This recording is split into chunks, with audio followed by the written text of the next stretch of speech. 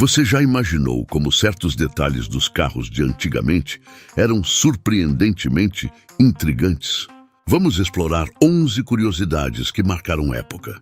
Os faróis escamoteáveis eram mais comuns em carros esportivos, mas a Honda também gostava de adicioná-los aos seus modelos.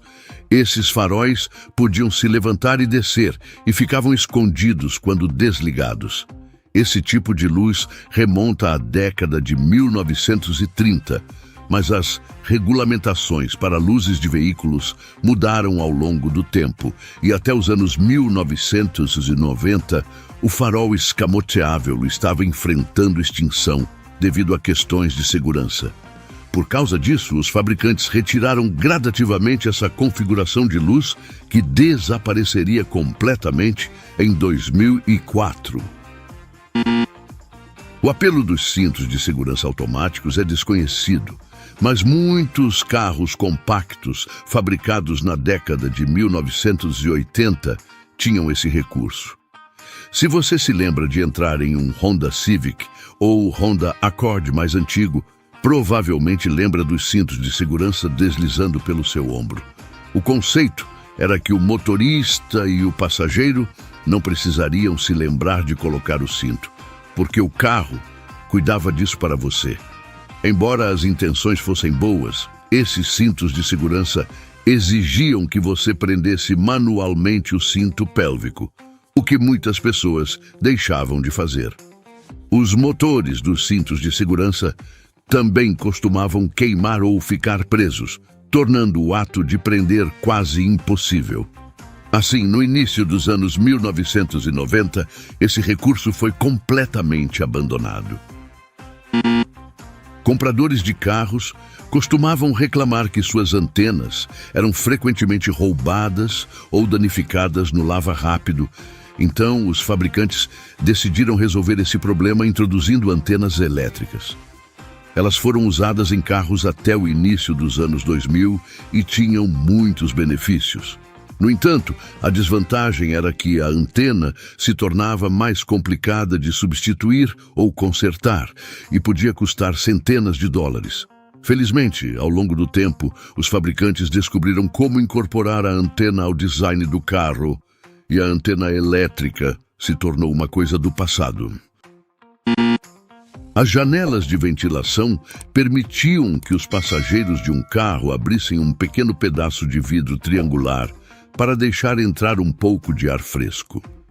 Isso era uma característica de design essencial, considerando que a maioria dos carros, na primeira metade do século XX, não tinha ar-condicionado.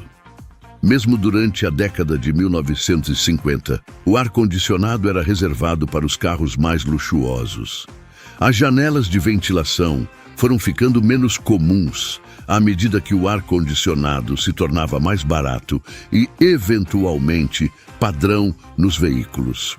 Alguns dos últimos veículos a terem esse recurso foram os Ford F-150 e os Dodge Rams, de 1996.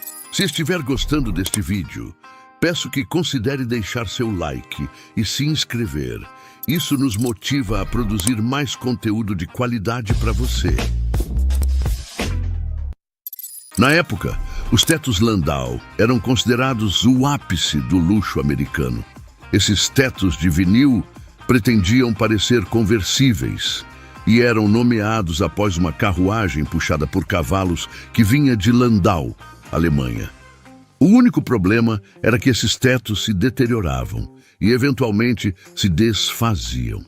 Substituir o vinil podia ser uma proposta cara e não era algo que muitas pessoas queriam lidar.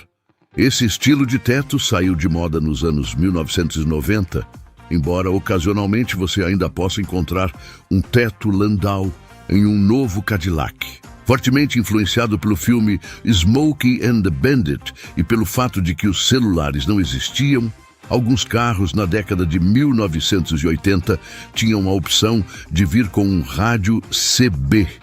O rádio CB facilitava a comunicação bidirecional entre carros, mas a moda parecia desaparecer rapidamente à medida que os celulares eram universalmente aceitos.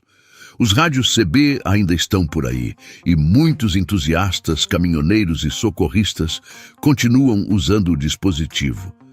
Parece que algumas tecnologias confiáveis, como os rádios CB, nunca saem completamente de moda. Embora a General Motors tenha sido responsável por criar o design do teto T-top removível, muitos outros fabricantes de automóveis o adotaram. Os T-tops foram uma parte icônica das décadas de 1970 e 1980. O problema era que havia muitos problemas de segurança associados aos T-tops. O primeiro e mais importante era a segurança estrutural do carro, que era comprometida pelos T-tops. Além disso, havia vazamentos nos tetos e até mesmo danos aos T-tops, causados pelo armazenamento inadequado dos painéis de vidro.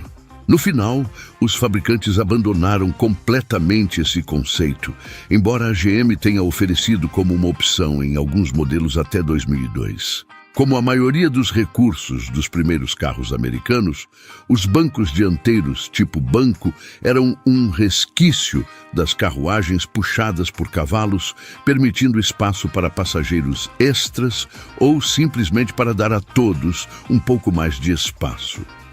O banco dianteiro era uma característica popular nos grandes sedãs americanos. Regulamentações de segurança nos anos 1970 levaram ao declínio da popularidade do banco dianteiro, mas eles permaneceram em muitas caminhonetes. A introdução do console central significou que muitos carros novos simplesmente não tinham o espaço. Mas se você era uma criança nos anos 1970 e 1980, não há dúvida de que você andava no banco dianteiro. O Crown Victoria foi um dos últimos sedãs modernos a oferecer bancos dianteiros. Além disso, os bancos dianteiros em sedãs foram abandonados completamente.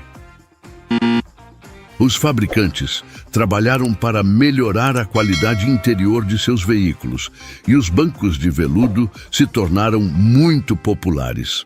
Essas opções de assentos eram destinadas a ser mais confortáveis e luxuosas e podiam ser encontradas em todos os tipos de carros, desde Hondas até Cadillacs. O único problema era que esses assentos faziam você suar em viagens longas de verão. Além disso, eles também não duravam muito tempo, se desgastando e ficando planos em poucos anos. A Chrysler acabou usando bancos de veludo até a década de 1990.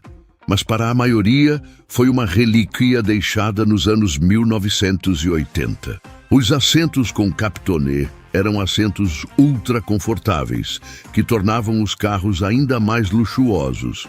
Esse tipo de assento costumava ser incluído nos níveis de acabamento mais baixos, pelo qual a GM era notória. A Chrysler foi uma das últimas fabricantes de automóveis a oferecer isso em seus interiores de carros da linha K. Ao longo dos anos, o captonê se tornou apenas uma moda que muitas vezes era encontrada nos lowriders que percorriam as principais ruas da América. Hoje em dia, os assentos são mais confortáveis do que nunca, e o couro é agora o estofamento padrão na indústria automobilística. A imagem de uma família indo de férias em uma perua com painéis de madeira não era apenas dos filmes. Muitos modelos de carros vinham com painéis de madeira falsa ao longo dos lados. Embora isso não fosse feio na época, era feito de forma barata, fazendo com que os painéis se soltassem ou se desintegrassem. Diferentes carros usaram esse revestimento de madeira, com a Chrysler sendo uma das últimas empresas a oferecê-lo na minivan Town & Country até 1996. Hoje em dia, os painéis de madeira parecem ótimos em veículos vintage e servem como lembrança das viagens em família na perua com painéis de madeira. Gostou dessa jornada pela história dos carros? Então deixe seu like e não se esqueça de se inscrever para não perder nenhum conteúdo fascinante como esse.